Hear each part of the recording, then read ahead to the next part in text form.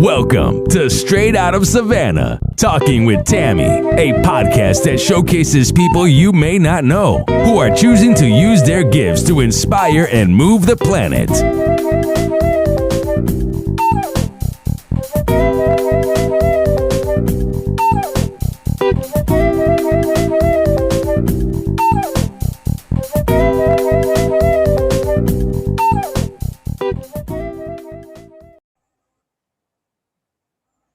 Thank you so much for joining us on Straight Out of Savannah, Talking with Tammi. My guest, Lynda Abkemeier, is here, and she is going to share exactly who she is and what it is that she can do for you. Lynda, take it away. Well, thank you, Tammi, for having me here. Super excited to be on today with you. I would say that I'm not really a huge fan of labels today. And that's something I'm working through. However, I would say I would consider myself an intuitive mystic. And that's kind of an umbrella of all the things that I do, because there's just so much more than that. I am a psychic medium, and I'm the creator of Lin Mystic Effects. And I am which I believe is already in the notes, I am a advanced radical guide DNA activation practitioner. I am a radical guide integration specialist, I'd say, AKA shadow work master, although not anyone, I think no one is actually a master of shadow work. And I also, I have a passion for guiding others towards their path, especially I think women our age that are a little bit older. They are kind of coming out of like empty nesters, or their kids are older, and they're really just trying to figure out, almost again, who am I? Yes. Where do I belong? Yes. There's just so much of that happens. Although I speak to anyone that resonates with the messages or my story that I have to share, pretty much, of course, I'm going to fall over my words. Pretty much that's kind of the avenue that I want to go. I really feel strongly about the fact that we are told one way to live, but really there's your way to live. And basically, in a nutshell, I'm trying to help people understand that they can live their way and not necessarily have society or our generational traditions have led us to live, that there is a different way. Yes. So that's really, I have a passion for that. And I just want to get that message out. So any way I can. That is so awesome. So what led you to this particular path? Was there like a dark night of the soul, or did you just begin to awaken? What led you to this path? Oh my gosh. Like how much time do we have? Because I could probably spend the whole hour just on this. I would say, I just like you and like a lot of other people that do the type of work, the healing work that we do, we've known from a really young age that there was something different, and maybe we couldn't put our finger on it, but we knew that there was something different, and we felt like we didn't fit in. For me personally, I knew things that I probably shouldn't have known as a 4-year-old. Mm-hmm. And that's where it started for me. So my clairs were starting to open up at that time, and then I would just have these experiences that I couldn't explain, and I really didn't have anybody in my life that I could even talk to about it. Like I quickly learned that this was not. Didn't feel like it was normal, and I knew to not really say anything. I knew to kind of bury it from an early age. And so I spent most of my life having the experiences, but really trying to just really resisting all of it. And in that resistance, I would consider myself oppositional defiant. I couldn't follow rules. I hated rules. Now I know why. That's a thing, yes. Right? And I was just working so hard at trying to fit in and not understanding that my path was different. Yeah. It was going to be different for me, and it wasn't always going to be easy. And so I spent most of my time resisting that. until I, became older and my kids flew the coop, and I came and found myself in a position where I had to come to terms with the gifts and the abilities that I had. Mhm. Being a psychic medium and having those abilities, it's not readily welcome in society. It's frowned on. Right? It is absolutely frowned upon for various different reasons. Yeah. And it has been for, I think, forever. I think there was a point in time in our history, in our world, where we were considered royalty in a way. Not to say I'm royalty. I mean, I think I'm a queen and everything. Yes, But you are. thank you. Took me a long time to say that with confidence. Yes. But I feel that there was a point in time where we were really held up to a standard of, we were medicine women, we were shaman, we were whatever culture Midwives. you go into. Yeah, whatever culture you go into, you're going to find that mysticism in there. Yes. You're going to find your psychic mediums, you're going to find your intuitives, and they use their gifts all the time, especially like you talked about midwives. Yeah, I mean, they were like, some people would call the midwife before they would call the doctor. Yes. In some time. So yeah, it's definitely something that is in our history. It's nothing that it's about dismantling the story. And I think that's another thing that I'm very passionate about. Without me coming forward and being who I am, how is it possible for us to dismantle those stories that people have been told? Witches are bad, black cats are evil. Being a psychic, it means that you're a shyster. I could go on and on about what people believe. Yes. Or being a medium means you're going to get possessed, and you're doing the devil's work. It's I could go on and on and on about that. I'm here to dismantle that, and by coming forward and sharing my story and being who I am and doing the things that I was meant to do is part of doing that. Yes. It's not even that I can even tell people, because I think it's something that I just have to do and show them, that this is who I am, and this is that this is my choice. I'm choosing to be who I am instead of being somebody I'm not. And I think that's where my story comes, is that I made a choice to not be who they wanted me to be. And to be who I knew I was. So having to dismantle and unravel that has been a huge chore. And it always has not been pretty. I mean, there are ups and downs to being completely and brutally honest with yourself, right? Yes. To digging into that darkness along with the light, and learning to love that darkness along with the light. Yes. And knowing how to integrate that. So I would say exactly. So it's like, once I recognize that this is an issue, how the hell do I get to a point where it's not an issue anymore? Yes. And that's why I'm fascinated by shadow work, and how much shadow work is part of my life. And it's what got me here, which is why I became an integration specialist, because it is literally all about walking people through that shadow work process. And it's just so important to move forward. We can't keep doing those things over and over and over again and expecting a different result if we haven't. Insanity. Right, exactly. And shadow work is a remedy for that. That's how I see it, for me anyway. I'm speaking of my own experience. But definitely. And where was I? So you asked me, so see how I go off on tangents? I could just talk forever. And that's okay. Yeah, where I came from was a place where I was not listening to my guides. I was not listening to my inner, my heart. And because of that, things were falling around me, crumbling around me.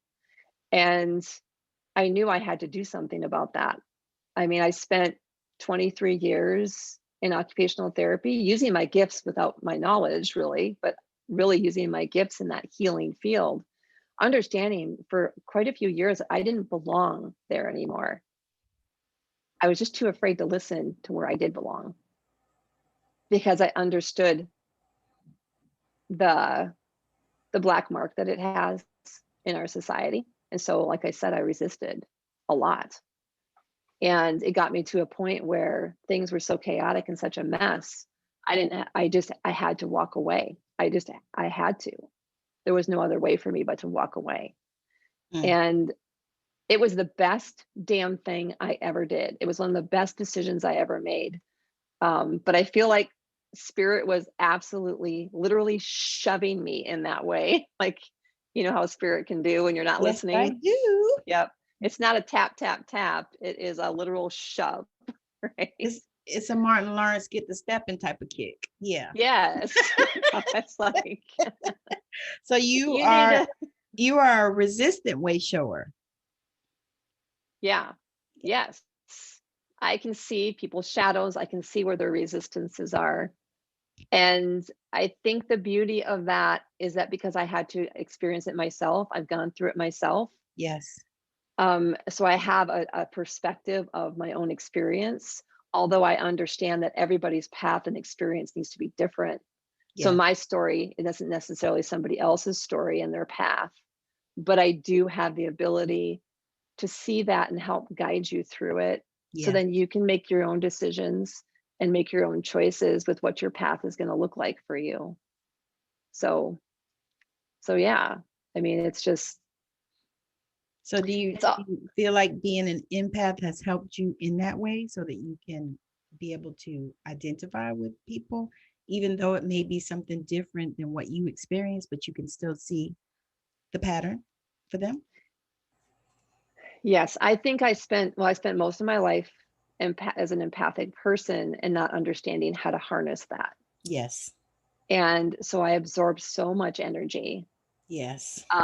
And when I talk about energy, I want to just say, like, when people don't understand what we're talking about, when we talk about these energies, I like them to just look at quantum physics, and it will help you understand quantum healing, because that's what we're really talking about, is quantum healing. All the modalities that we do is quantum healing. Yes. So that might be helpful for people to kind of understand where we're coming from in that way.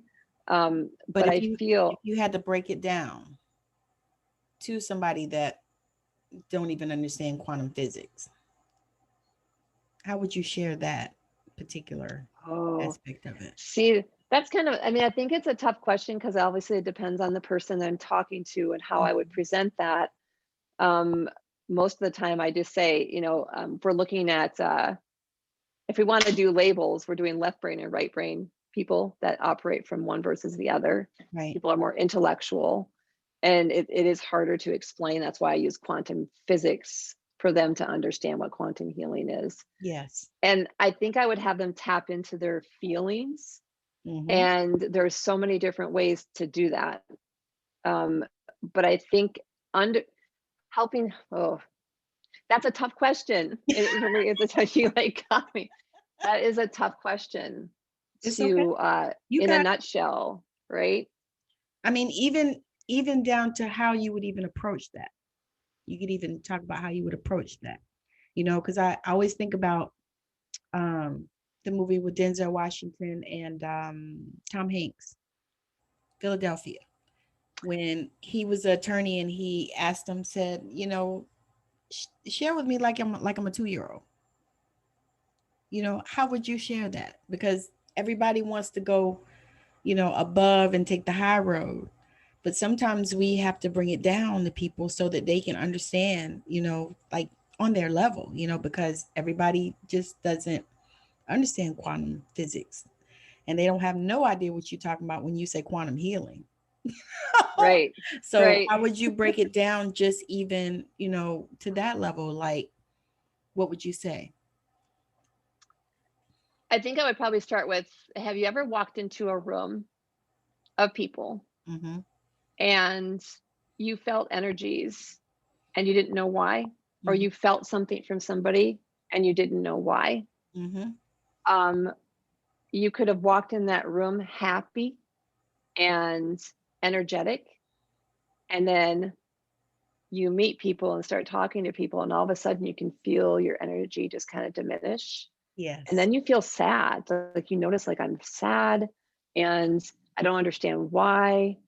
That is people sharing energy with you. Yes. That's well, and I believe we're all empathic. Yes. Yes. It's whether or not we tap into it. Mm-hmm. If you're able to tap into it, or if it just comes more naturally to you, you're going to notice those things. Yes. So I would say that's probably, to a 2-year-old, that's kind of how I would explain it. Yes. And different people you get different feelings from different people. Yes. And that is that energy exchange that's happening. Yes, that's perfect. My daughter shared something with me one time, and she was about maybe 9 or 10. And she said, Mommy, she said, can you feel and can you tell when people are good or bad?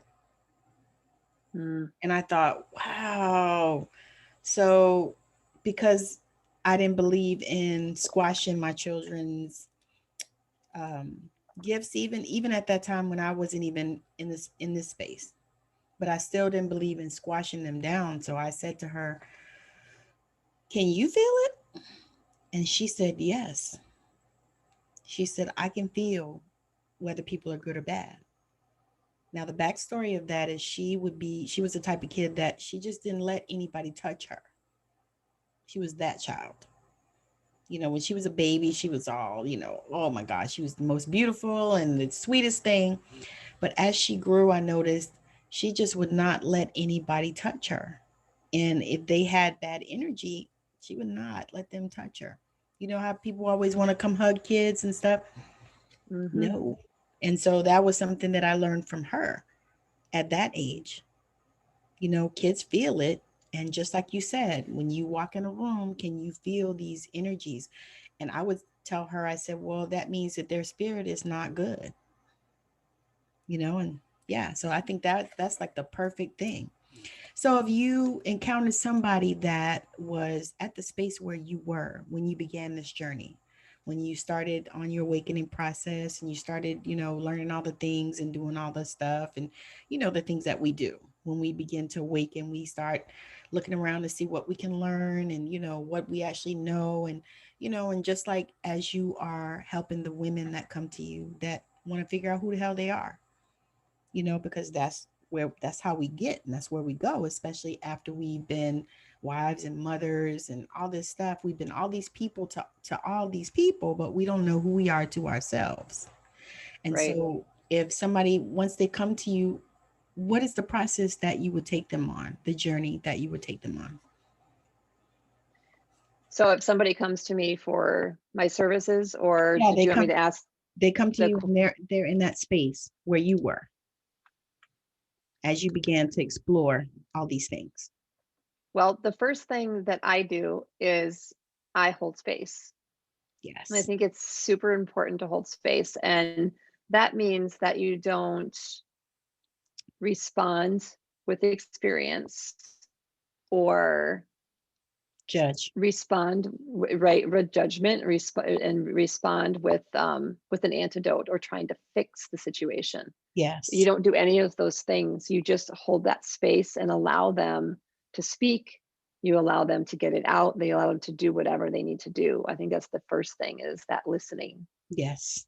Like truly being present and listening to somebody. Yes. Is the very first thing that I would do. And through that, a lot of times people would talk about their problems or their issues. And I had to learn this because I was a fixer. I was like, I'm gonna help everybody and it's gonna be great and I'm gonna do all the things. And I didn't understand that it probably wasn't the way, it was what I might need, but what they needed something different. Yes. And no one's broken. So you can't really fix anybody. Yes. And it wasn't my responsibility. You and I are the same in that. Right. Yeah. Had to learn that. Yeah, it really was. Like, I stepped my toes in places I didn't need to step my toes in. And I really tried to help people in really negative situations, or they were faltering, and I was just trying to like make it better for them. Yeah. And I had to learn that's not always the way. That's unless somebody asks you for your advice, hold space. Yes, yes, yes. Because sometimes we're naturally healers. And so we want to heal people and we want to fix them and we want to make it all better. Plus, we're mothers. We want to make it all better. We want to kiss the boo-boo and, all this stuff. But sometimes that's not what we need to do. And that's not our job, our position.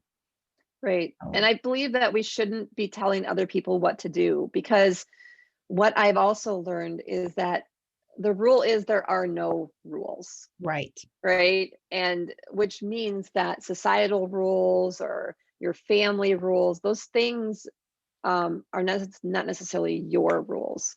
So for me to tell somebody you should do this, this, and this, it's not going to be super helpful. I can make suggestions on things that help me. Or if they ask me to share my story, I'll share my story, and then they can take whatever resonates with them. So I think I would really kind of approach it in that way, yes. where I'm not suggesting, hey, do DNA activation.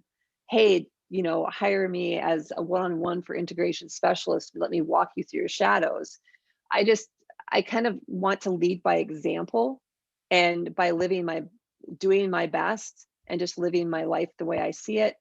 And if people resonate with that and they resonate with my work that I talk about, then great.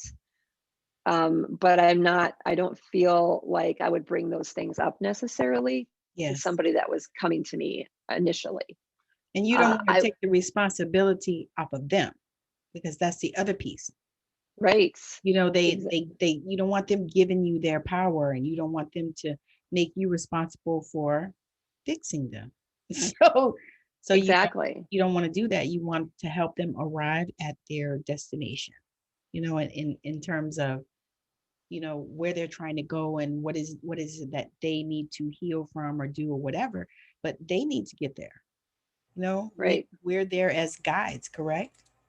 Correct. And exactly. And I want to be able to guide people back to themselves. Yes.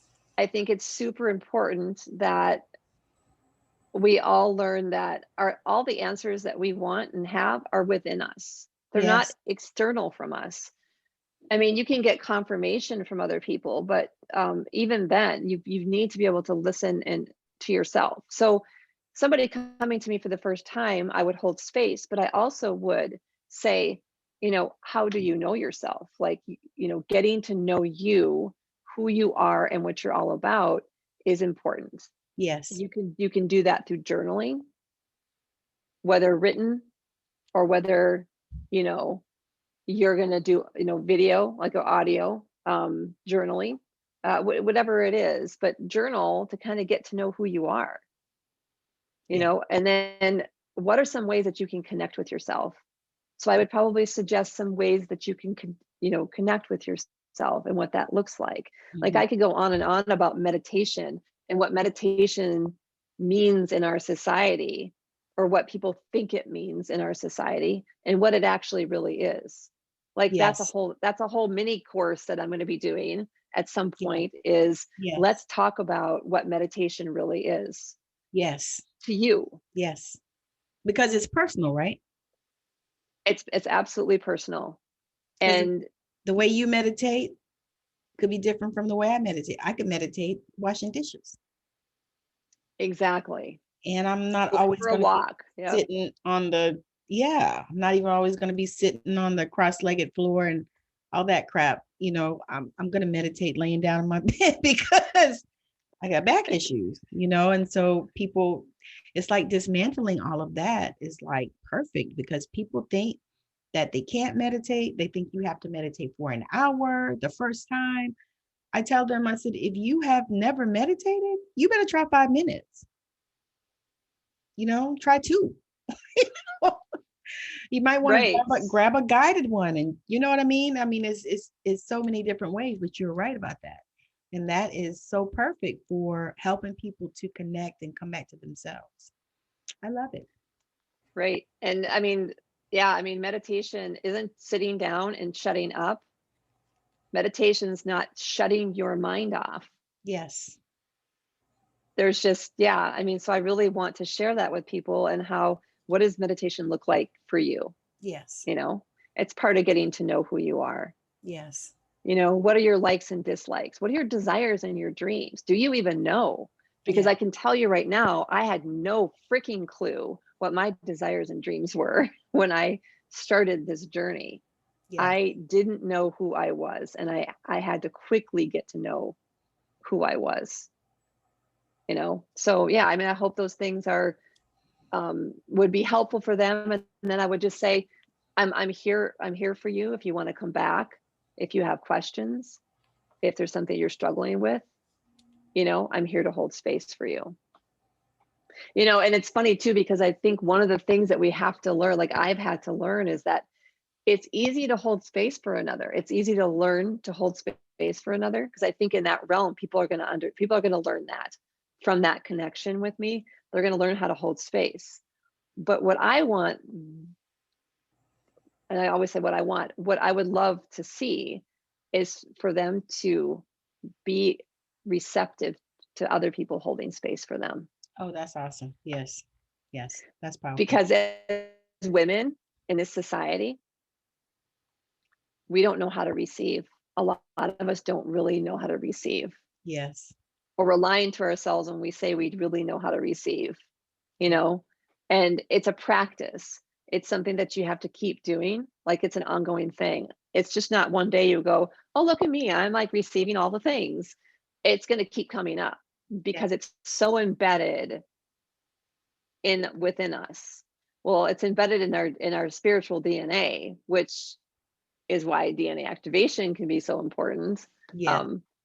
But yes, I think that that's important to understand too.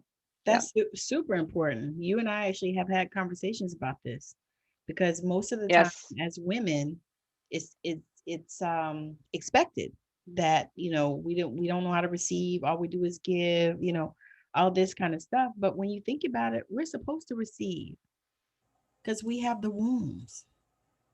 You know, Exactly. we are designed to receive. And if you know, you don't have anybody teaching you that and sharing that and showing that with you. And like I said, you know, I was different because my grandmother taught me that well. Right. But that You were was, lucky. I was blessed, because I mean, most people, like you said, most women, they don't know how to, and they get to 50 and start trying to learn, you know, how to receive, you know. And it's amazing, because that was one of the lessons that she made sure that she taught me before she, you know, transitioned. She made sure that I knew that, how to receive, and she made sure that I knew why to receive, you know, which was something that I thought was just super amazing when I think back on it, you know, like now, especially getting ready to write this book about her. It's like, okay, this is one of the things that the legacies that she left for me was to learn how to receive. And that was one of the things I tried to teach my daughter as well. You know, this is how you receive. You don't, you know, if somebody is giving you something, you take it and you bless them, because you don't know the reason behind why they have to do it. Spirit might have put them on that path to learn how to give. And you're the willing Exactly. vessel. So you have to do it. So anyway, let's talk about where people no. First I want to ask you, what do you see for your future with your business? Where do you see it going? Oh, wow.